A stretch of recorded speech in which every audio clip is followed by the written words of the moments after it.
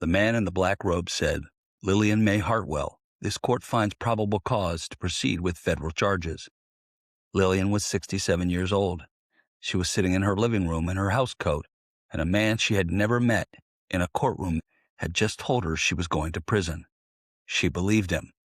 For 22 days, she believed every word. This is Fraud in a Moment, and the truth starts now. The Screen Judge: How a Fake Courtroom, a Stolen Gavel, and a Woman's Fear of Being Alone Drained Everything she had left.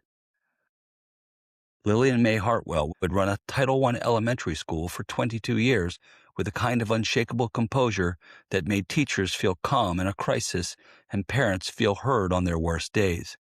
She had outlasted 3 superintendents, 2 recessions, and a husband who had left her, finally and gently, to a heart attack 4 years ago. She lived alone now, in the house where she had raised her son Marcus, who lived in Atlanta. The call came on a Monday morning in early April, from a number that her phone caller ID displayed as Social Security Administration. The woman on the line, who introduced herself as Investigator Sandra Cole, Officer of Inspector General, spoke in a measured, bureaucratic tone that Lillian recognized immediately. It was the voice of institutional authority, the voice of paperwork. Lillian had used that voice herself for 22 years. Investigator Cole explained that Lillian's Social Security number had been flagged in connection with a federal money laundering investigation. 11 bank accounts, Cole said, had been opened in Lillian's name across 4 states. Those accounts had received and distributed more than $600,000 in fraudulent transcriptions over the past 7 months. "We believe," Cole said, "that your identity has been stolen and weaponized by a criminal network. However, until the investigation is complete, you are, by statute, a person of interest." Lillian did not hang up. She was a woman who believed in following proper channels, and this appeared to be a proper channel. Investigator Cole transferred Lillian to her DOJ counterpart, a man who introduced himself as Deputy Director Lawrence Holt of the Department of Justice Financial Crimes Unit. He spoke like a man who was doing Lillian a favor she had not yet earned.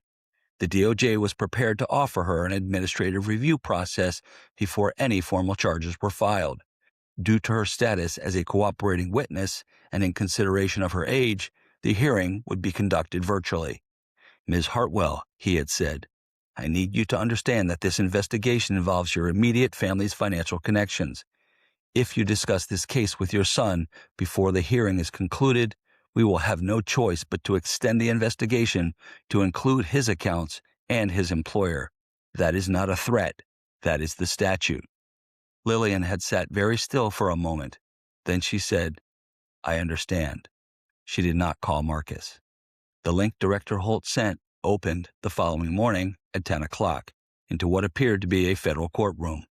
There was a bench, an American flag, a court seal on the wall, and behind the bench, dressed in a black judicial robe, sat a man who introduced himself as Federal Magistrate Judge Thomas Wren of the Eastern District of Nebraska.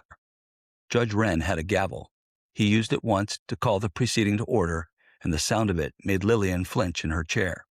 11 counts of identity-facilitated wire fraud, 6 counts of conspiracy, and 1 count of willful nondisclosure of financial crimes. He said, "Lillian Mae Hartwell, this court finds probable cause to proceed with federal charges." Then he looked directly into the camera. "However," he said, "there is a path forward." The path forward was a bail bond, $12,000 to be wired to a federally administered account within 24 hours. This amount, Judge Wren explained, would be held in escrow by the court and returned in full upon conclusion of the investigation and Lillian's formal clearance. He asked if she understood. She said yes. She wired the $12,000 that afternoon. Over the following 22 days, Judge Wren convened 3 more video sessions: a processing bond, $8,000, an international asset freeze fee, $6,500, a federal surety deposit to prevent formal indictment, $14,000. Lillian paid them all. She withdrew from her savings account in increments small enough, she had been coached to do this, not to trigger her bank's fraud monitoring alerts. It was her book club that ended it. When Lillian had missed 2 consecutive meetings, the second Tuesday in April, then the second Tuesday in May, her friend Dorothy drove to the house unannounced. Lillian opened the door and looked, Dorothy later told police, like a woman who had not slept in 3 weeks. She pulled out her phone and read Lillian the FBI's advisory on digital arrest scams, published on the FBI's own website, describing in precise detail the fake judge, the fake hearing, the wire transfer requests, the order of silence. Lillian read it twice. Then she said, very quietly, "That is exactly what happened to me." $40,500 gone, transferred across 4 wire transactions over 22 days to accounts later identified by investigators as mule accounts controlled by a criminal network operating overseas. Lillian went back to her book club in June recounting the whole story from beginning to end. What did we learn from this story? 1. Caller ID can be faked. Scammers use a technology called caller ID spoofing to display any phone number they choose, including the real published number of the Social Security Administration, the FBI, or the IRS. 2. The Social Security Administration does not call to report fraud. 3. Federal court hearings are never conducted on WhatsApp or Zoom. No magistrate judge, federal court, or Department of Justice proceeding is conducted through a consumer video app. 4. A judge's robe is not proof of a real judge. Judicial robes and official-looking backdrops can all be purchased, staged, or digitally generated for very little money. 5. No federal bail is posted by wire transfer. Real federal bail is processed through a licensed bail bondsman or paid in person at the courthouse clerk's office. 6. The threat to involve your family is a control tactic. If anyone claiming to be law enforcement tells you that speaking to your family will result in their arrest, prosecution, or legal jeopardy, that statement is a lie.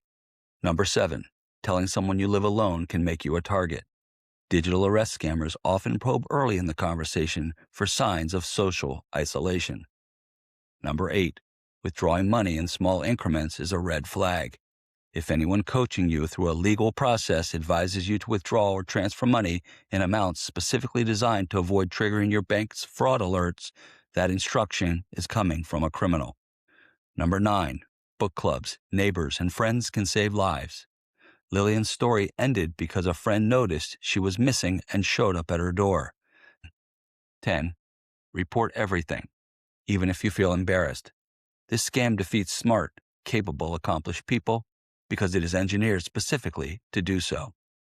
Lillian's story is about a courtroom that never existed and a woman who walked into it anyway because she was alone, afraid, and because the people who built it had studied exactly what authority looks like to someone who has spent a lifetime respecting it. There is no federal hearing conducted over a video call on a Monday morning. There is no judge who needs your savings before he can set you free. And if someone, anyone, ever tells you not to call your family, that is the moment to call your family.